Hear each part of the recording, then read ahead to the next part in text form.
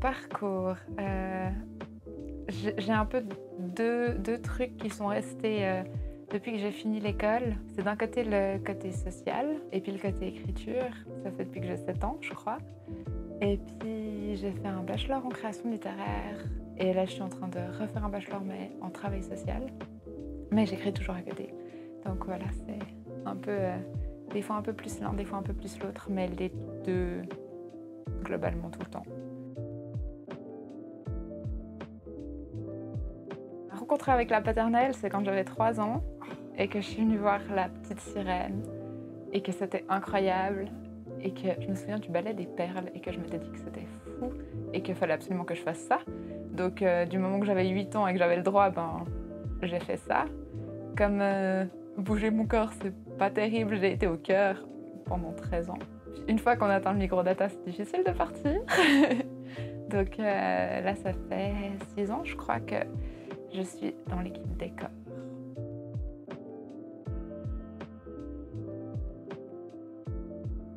Ça faisait longtemps que je me disais que je voulais écrire pour la Pathé, ça c'est sûr. Et puis là, il s'est trouvé qu'une personne de l'équipe décor a dit « Moi, je rêve de faire pousser un haricot ». Et je me suis dit « Bon c'est le moment de me lancer et puis de tester ». Et donc, je suis partie sur Jack et l'haricot magique. Et c'est pas une histoire que j'aurais choisie de moi-même. Enfin, c'était pas... Il y avait d'autres histoires où je me disais « J'écrirais ça pour la Pathé ». Là, je me suis un peu penchée sur ce Jack. Je me suis dit que c'était une histoire assez inintéressante, assez problématique aussi, à plein de niveaux. J'avais juste l'impression qu'on glorifiait le vol et le meurtre de personnes différentes. Donc, je trouvais ça un peu problématique. Donc, ça a été aussi le défi d'en faire autre chose.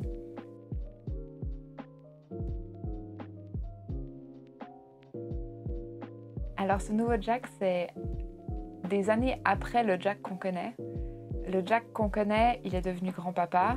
Et tous les soirs, il raconte son histoire de comment est-ce qu'il a grimpé le haricot, comment est-ce qu'il a volé les ogres géants, comment est-ce qu'il est redescendu avec des trésors et comment est-ce qu'il a coupé le haricot à la fin.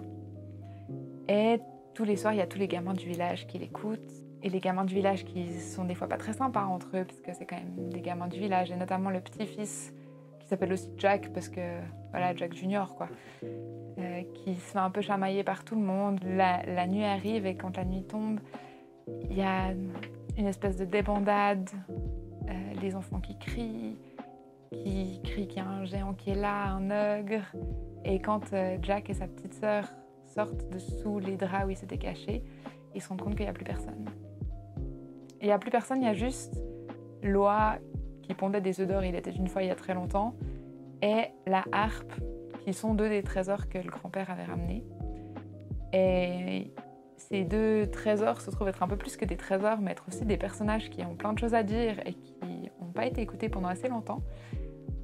Et de fil en aiguille, ils vont se dire il faut qu'on aille les chercher. Donc si on veut les chercher et que c'est un ogre ou un géant qui les a enlevés, il faut qu'on trouve la personne qui vend des haricots magiques.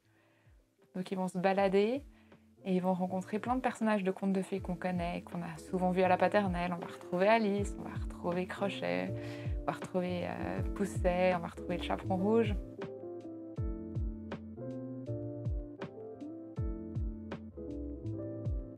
Alors c'est vrai que moi j'ai surtout écrit de la fiction, mais sous forme de prose.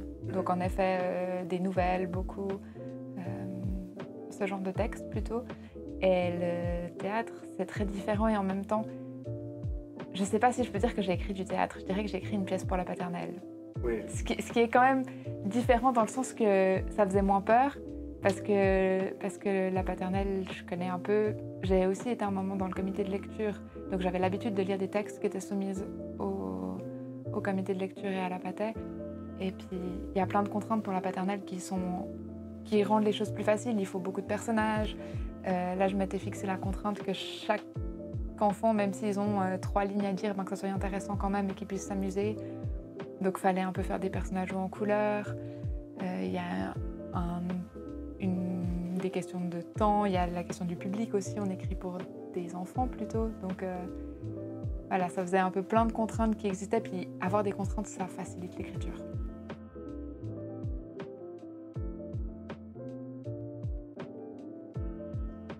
Alors là, comme on a travaillé cette année, c'est très bien. J'ai été à la première réunion. Là, on a discuté, il y a plein de choses qui sont sorties, et aussi l'univers dans lequel ça va se passer, où on va un peu décaler tout ça et pas être dans une forêt, ce que j'avais un peu mis au début, mais dans un autre univers, plutôt un peu forain, ça va être incroyable. Mais j'étais à cette première réunion où on a posé vraiment des bases, et ensuite, c'est eux qui ont continué. Et là, après, ils sont revenus vers moi en me disant « Ah ben là, il faudrait changer ça, cet objet, il faudrait que ce soit plutôt autre chose. » Donc après, ils m'ont remis le texte. Puis moi, je retravaille le texte en fonction de leurs commentaires. Puis voilà. Après, j'ai la chance d'avoir vraiment confiance en les artisans. Je sais qu'ils font des trucs vraiment fous. Donc,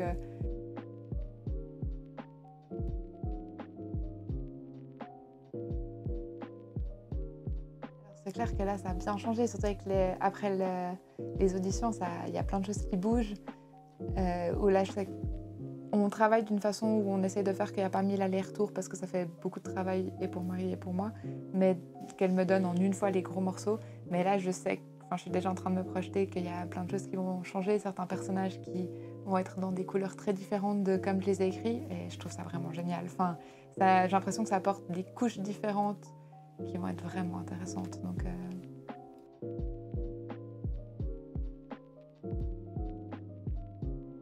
je pense que dans tous les cas, quand on écrit quelque chose, ce qui est important de se dire, c'est qu'une fois qu'on a atteint le point Z de ce qu'on veut écrire, ça veut dire qu'on a amassé une certaine matière et que le travail commence aussi à ce moment-là.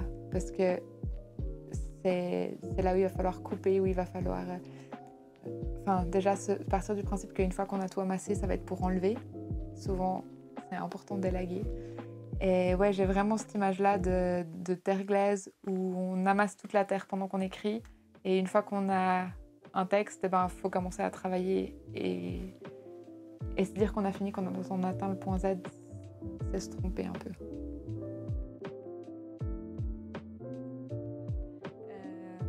Je pense que clairement, je suis hyper reconnaissante pour tout ce que la paternelle m'a apporté depuis que j'ai 3 ans. Parce que de 3 à 8, ça m'a fait rêver. De 8 à 20, ça m'a fait rêver autrement et sur les planches. Et puis, depuis passé 20, je me dis que l'envers du décor, ça me plaît encore plus. Donc, je pense qu'il y a un côté quand même aussi de famille qui est hyper important. Je sais que c'est cliché qu'on dit tout ça quand on parle de la patelle, mais on le dit tous parce que c'est un petit peu vrai quand même. Il y a des potes qu'on a depuis qu'on a 8 ans et puis ça reste. Et puis c'est rigolo ce truc de grandir. On a parlé de microdata, il y a quand même un peu un truc, avoir 20 ans à la patelle, c'est un sacré passage. C'est un peu le moment où tout d'un coup on te dit ah, là t'es vraiment adulte. Alors c'est pas vrai, mais quand même. Et ouais, je pense beaucoup de reconnaissance de pouvoir vivre ça et de pouvoir continuer à le vivre et puis de se dire que non, on peut rester un gamin tout le temps parce qu'on peut rester à la patelle longtemps. On peut y venir aussi. Il y a des gens qui débarquent en cours de route et qui font aussi partie de la famille. Donc, faut pas hésiter à nous rejoindre. Ça, je pense que c'est important aussi. Nous, on a besoin de mains. Mais ouais, beaucoup de reconnaissance. Donc, merci.